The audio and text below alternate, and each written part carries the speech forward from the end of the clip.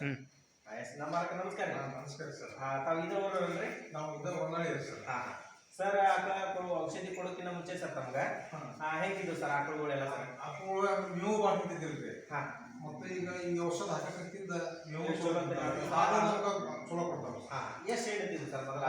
5-6 ಹೇಳ್ತಿದ್ವಿ. ಆಯ್ತಾ? ಈಗ ಹಾಕಕ್ಕಿಂತ 9-10 ಮಟ್ಟ ನಮ್ಗೆ 2-3 ಲೀಟರ್ ಹಾಲು ಜಾಸ್ತಿ ಕೊಡ್ತಾವ. 2 ಆಕಳುಗಳು ಜಾಸ್ತಿ ಆಗ್ಯಾವ? ಜಾಸ್ತಿ ಇದೆ.